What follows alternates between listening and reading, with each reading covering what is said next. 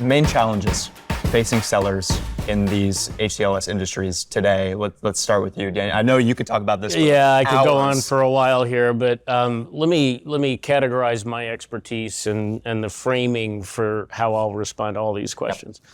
I'm a medical device guy, which means it's procedures in rooms. That means it's widgets that are used once and thrown away or implanted and they're with the patient for life. The main challenge in that over my career over the last 30 years, the number of hospitals has stayed roughly the same, but the number of corporations running the hospitals has gone up massively. So what used to be individual hospitals are now called IDNs, or integrated delivery networks. There's a challenge with that, because not only as a seller are you selling Dr. Jones or Dr. Smith and responding to his or her preferences, then you have to go up the chain to what's called the value add committee. So you have to sell into that to make sure that your product has the right cost benefit for a procedure. And oh, by the way, it either reduces cost in a demonstrable way or increases revenue in a demonstrable way, or the two. Most recently, it needs to be both. Yep. Not all the time, but very often. Very, very challenging. The last place you can break that code is if you have a technology that is so massively advanced that they actually use it to change patient flows. That's what we did at Intuitive Surgical. Right. The robot, I set the price, $2.1 million, very first unit ever sold. We moved patient volume with that technology. So it became a FOMO, I need one, no, I need one, I need one, and it just went rampant that way. So the number of hospitals has again stayed about the same. Now IDNs are controlling large volumes of hospitals. In that same time period, the number of ambulatory surgery centers has gone from something like 1,000 to something like 12,000. Whoa.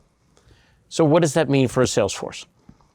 60% of a sales force's time in this industry is spent driving. Mm-hmm. So they're going to and from procedures. And let me give you a sales day for a moment. If you're in orthopedics, you're probably up at 5:30, 5:45 in the morning. You check your email and you find out the procedures you had scheduled at 9 o'clock are moved to 9:30 or 10, but there's two emergent ones that are at 6:45. You hop in your car, grab your trays from the local location that they're sterilized, throw them in the back of your car, run to the ambulatory surgery center and do a case, and you got a hot shot to another procedure somewhere else, but you find out the second case in the first location was delayed and now you can't get to the second one. That's life in medtech sales. It's that wild, right? Now here's the problem with that.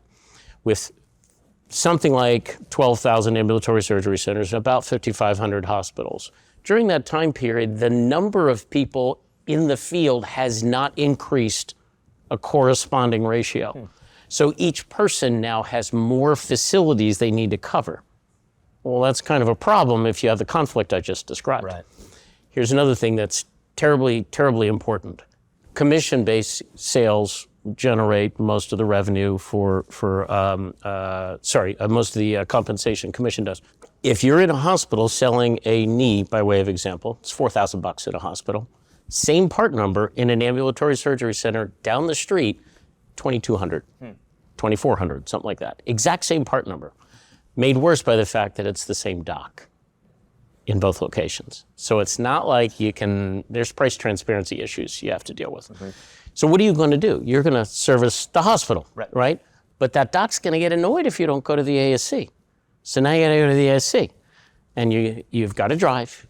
It's lower procedure volume in the ASC relative to the hospital. It's lower revenue per procedure and fewer procedures, but you're wasting the time. Yep. Challenges are logistical. Challenges are keeping up with sites of service. Challenges are the process from hello to I'm using this regularly for a new product. All of that is a heavy, heavy burden on a field team that literally keeps the population alive and well. Quite literally. Yeah. And making no mistake, salespeople in the medical device industry, wildly passionate about what they do, incredibly valuable to the industry, overly burdened. So those logistical problems are serious headaches. Logistical problems are a serious headache. I will say the variability of patient need and device selection and inventory and tracking, it's just all a heavy burden on a group of men and women that dedicate their life every day to making sure that your procedures go well. And just to ground set a little bit here, if you were to go in for a knee procedure today at 4 o'clock, there's a 90% chance there's a sales rep in the room. Mm-hmm. It feels a little weird to most people. I'm seeing some eyebrows go up. Why are they in the room? Not because the doc doesn't know how to implant a knee, but because they might be using one of 10 knees from the company. I'm going to pretend for a moment and say it's J&J DePuy. They might be using one of 10 knees from DePuy, but they're regularly used to using Stryker knees.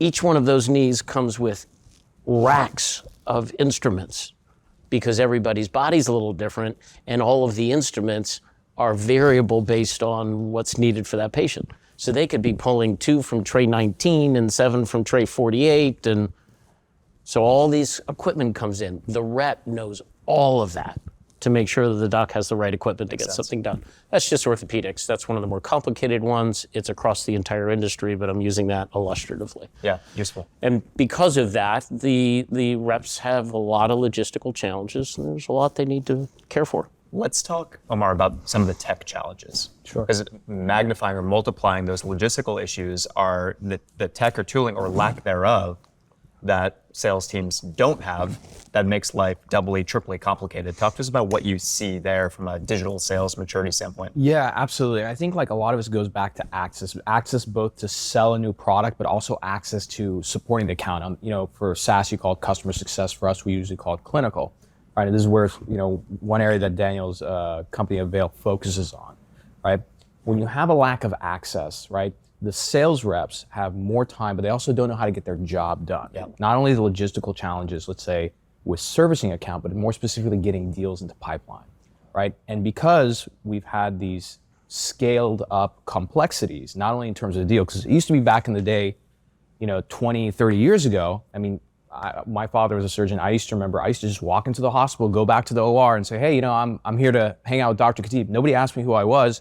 Yeah, sure, just grab some scrubs. And I just walk back 13 years old, oversized scrubs. Not happening. Yeah, not happening today. Not happening today, exactly. Walking backwards. Yes, exactly. Yeah, seriously. And so when it comes to the sale, it used to be an event, right? You go, you talk to the doctor. That's why they call it carrying the bag. You show up, you go to the doctor's lounge, hang out.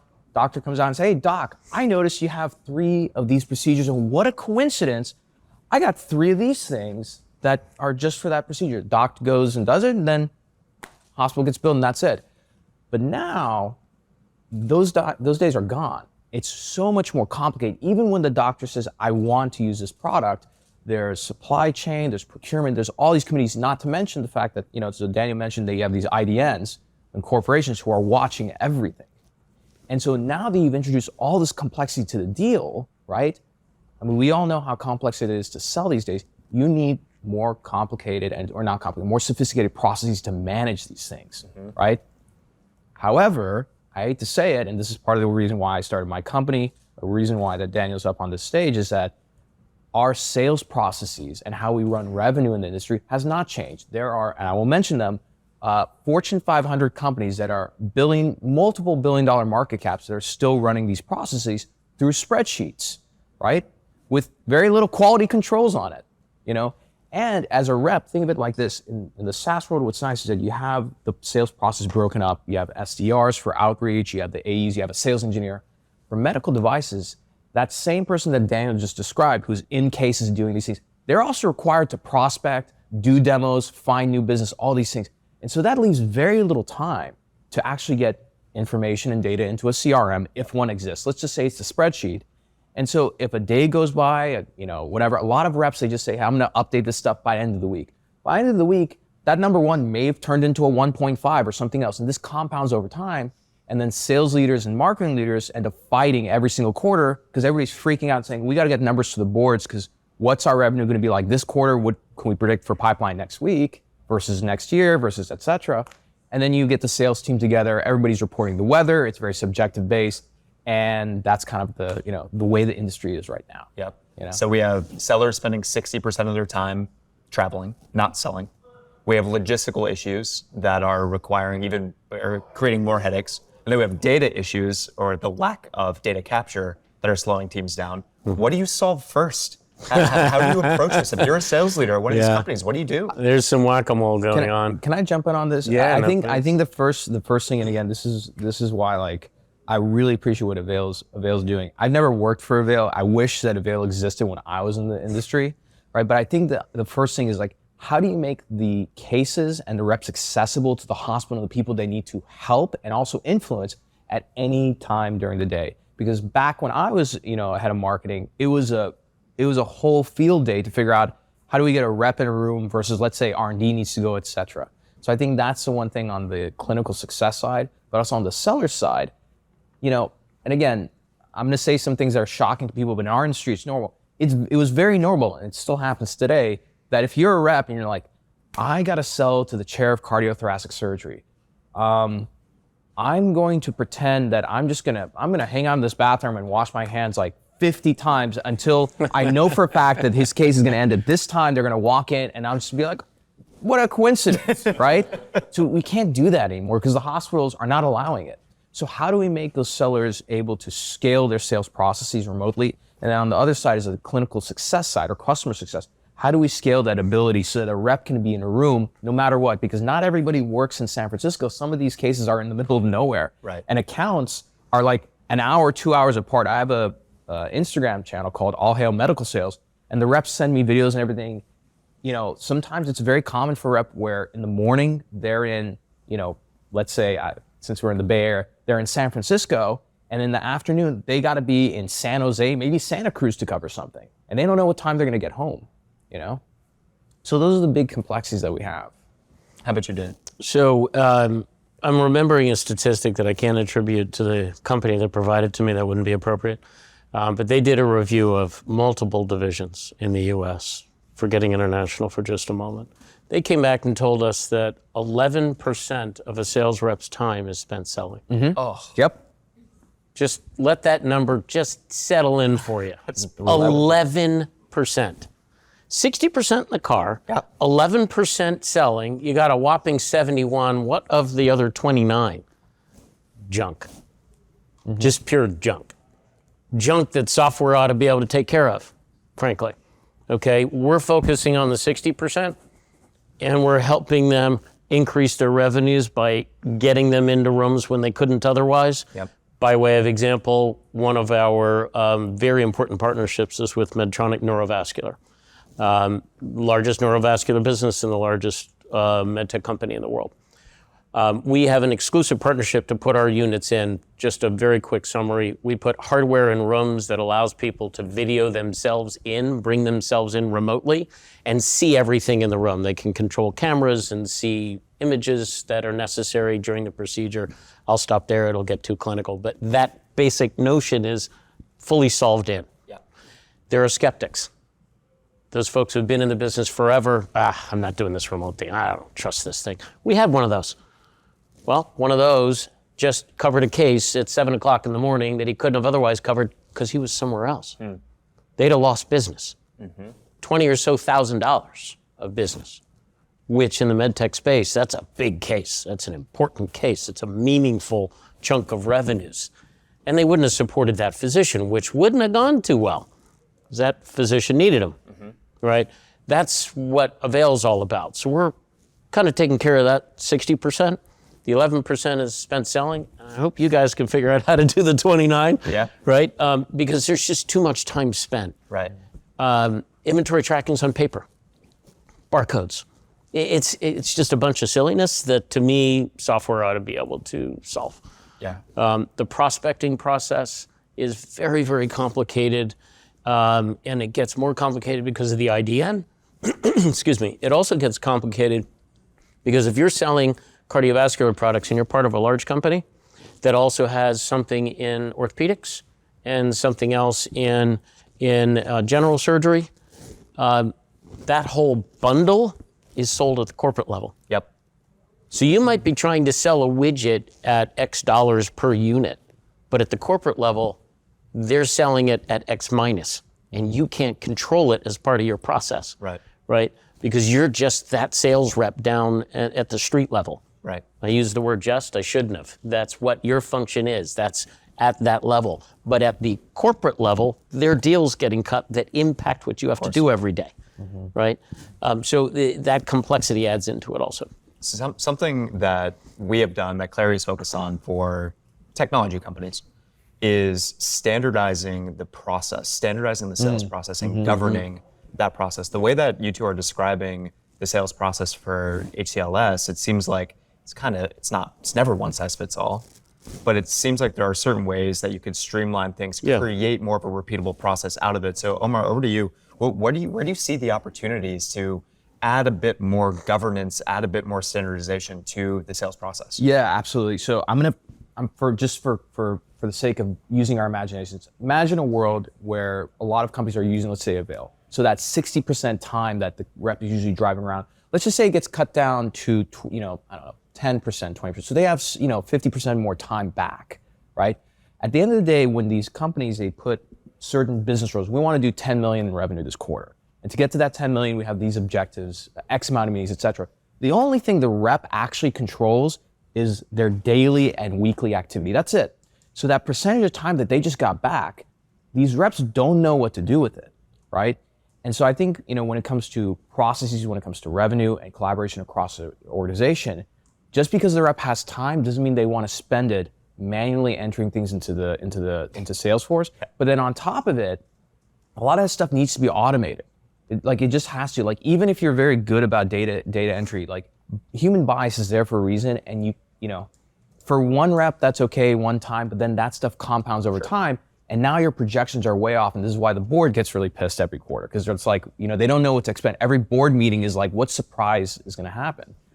And so I feel like with that time, you introduce software and technology to essentially automate these processes, automate the activity. And that way the rep, who, for me, I look at sales reps, especially in our industry, like athletes, they want to get better. And so you have to give them the right activities that are objectively measured to give them the guidance as to where should they focus and how should they focus.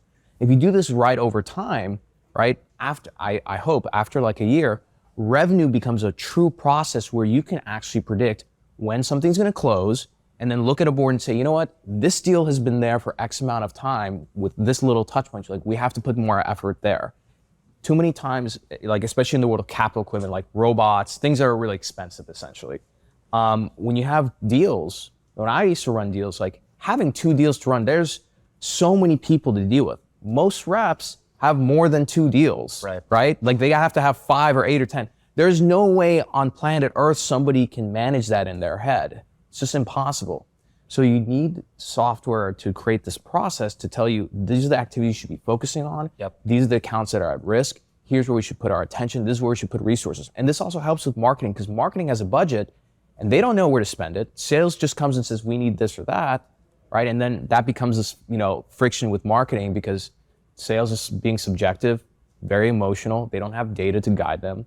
And then marketing, let's say, spends money on certain events in one place when it should have gone somewhere else, You're saying something similar, Daniel? Well, actually, my question for you is more about, we're introducing these new technologies. You're bringing the virtual experience into the operating room. That's what Avail is doing in large part. Omar's talking about ways that we can automate data capture and relieve some of that manual data entry burden.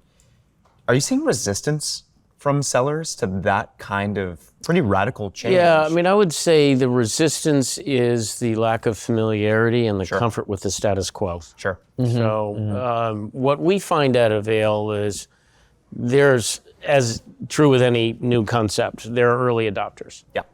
Then there's the late earlies, right, that start to smell their way into the kitchen and want to start eating a little bit. Then there are the folks that just plain need to hands-on several times before I'm gonna. That rep I described in that particular category a moment ago was a non-believer. Great performer. One of those folks that just somehow gets all that stuff done that I described. But late adopter. From the mindset of it. And after one experience, said, wow, you know what, that was great. Not sold yet. Right. Still needed a little more. Got another one. Oh, well, that's pretty good too. And we're starting to chip our way into it. There is my status quo has worked for me my entire career mindset that I think needs to get broken, candidly. So I do see some resistance in that manner. The other thing that's true in med tech, because of what Omar said a little while ago of I'm going to hang out in the washroom or I'm going to hang out in the surgeon's lounge, the in-person matters a lot to folks. Yes. Okay. So for Avail, we run into that you're not in person if you're remote, definitionally. So what happens when my competition is in person and I'm remote? So lots of people have challenges getting over that notion. But if you're remote, you're actually in there, you're just on the screen. That's how we describe that. And we get folks over that problem. I want to touch back on something you said before because I don't want to lose a point. You had asked, is there a way where there's some standardization that could happen? Okay. The answer to me is yes. ASCs need to be managed a certain way because of the lower volume procedures per site of service. That's what we call it in the industry, is site of service. One ASC is a site of service, a hospital is a site of service. Sure. Because of the low relative volume of the site of service and the lower selling price for the same part number there versus an acute care hospital that we're all familiar with, that should be sold differently. You can't bring the cost structure from selling Stanford to a joint location, joint replacement location down the street that does 100 procedures a year. You can't bring that cost structure there because you'll lose money. So there has to be some other way of managing that. Not only from the standpoint of support, which is what we do, but from the standpoint of sales process. Right. There has to be another way. And that's an entity that should have some formulaic things that can be built around it software-wise. Sure. My head, right? So that should be there. Capital equipment's another one. That's very, very different from widgets that are used one time. The selling process is entirely different, right? And there's some folks actually from my team right here who have experience in selling capital. And there is a methodical process, multi-layered. It requires lots of management. And right now, it's not necessarily done in the best way from an automation standpoint. Selling to an individual hospital or a small group of hospitals, totally different than selling to Common Spirit or HCA, the two largest hospital chains in the country. There are different people that service those. There are street level folks, and then there's what are called corporate accounts. That interaction is a wholly different way of selling. That's a model. So my point being that there are a couple of different types of categories that can help. But on the discouraging side, I'm familiar with a very large med tech that has Salesforce. In, I'm going to say 90% of their divisions, it's used in about 30% of their divisions. Oh. Brutal. Oh. They paid for it. They have on-staff people trying to integrate. Right. And they're just not getting the traction that they want. So why is that, Omar? Just the what's in it for me just isn't there for the Yeah, reps? no, 100%. Because if you think about it, like from a rep's perspective, it's like, okay, I only have so much time in the day, even if it's a capital rep. Capital rep, they're not in cases. But if they have so much time in the day and what you're being judged on is your ability to put deals in pipeline and close, and this CRM is essentially, and the marketers get pissed when I say this, but essentially it's a tool for marketing to see what you're doing. So it's like, okay, if I don't close a deal or get anything in pipeline and show activity, I'm gonna lose my job. If I don't get things into the CRM and data-wise, like I'm gonna get yelled at by marketing, my VP's gonna have a conversation with me, and then like an associate's gonna just do it for me. So I'm just not gonna do that, right? And I think probably because the big thing is the value's not there. And again, we've talked about this, like, there's a sales, I forget, a salesman who we always say like selling is not an event, it's a process. But I think in this case, when you make revenue a process, right, it becomes more objective. When it becomes an event, it's a subjective thing that everybody gets together on once a quarter. They look at a board and they start debating what should be done, and it's being triaged. So it's like, oh, we got to close this deal, and like we're having these issues. So the marketing tries to triage and throw money at it. Versus when it actually gets broken up through as a process, which only happens when you automate the data entry and you have clean data, then everybody across the organization, not just sales, but sales, marketing, clinical, and customer success, can objectively look at the process and say, hey, how do we manage each one of these variables and what levers do we have to pull it when, right? And that's a much easier way to do things, and it's a scalable way. I think that the big thing that our industry is facing around it and across the board is that COVID changed a lot of things, and it exposed a lot of weaknesses in our industry. And now we've kind of realized that, hey, this business model of med tech, the way we've run it for decades, it's no longer functional. It's no longer scalable. It doesn't fit anymore. And so how do we adapt and change that? So again, like going from that event in a physician's lounge or at a conference where you sell to more of a process. Yep. Whether it's like a little widget or a piece of capital equipment, it's all become a large, more collaborative process, and it's more complicated. So we're talking a lot about how we can streamline the sales rep experience. We can drive more efficiency, more predictability at the board level, at the executive level. Mm-hmm. What about the patients? What's in it for them? How do these advances and how do this adoption of digital sales technology, how is it better for It's a great question. people that are on the operating team? I've got a very, very deep opinion that all of this logistical stuff we're taking care of at Avail and all of the process things that we don't take care of, but I know you guys are going after, hurts patients because it keeps sales reps out of the room.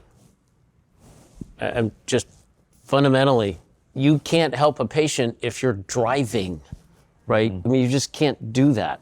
You can't help a patient if you're banging out a spreadsheet. Yep.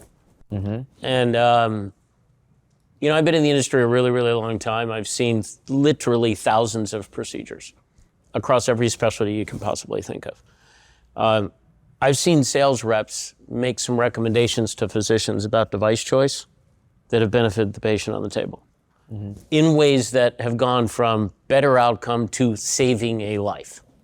I've been in those rooms. I've watched it happen dozens of times.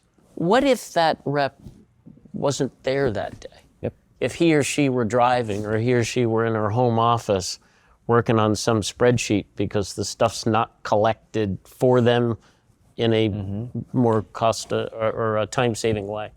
That's insane. Yep. And I think every one of us would agree that for ourselves, for our family members, I'm just telling you, you want the rep in the room. Yeah. Be it virtually, be it in person, whatever you want that rep available because they're knockout great at what they do.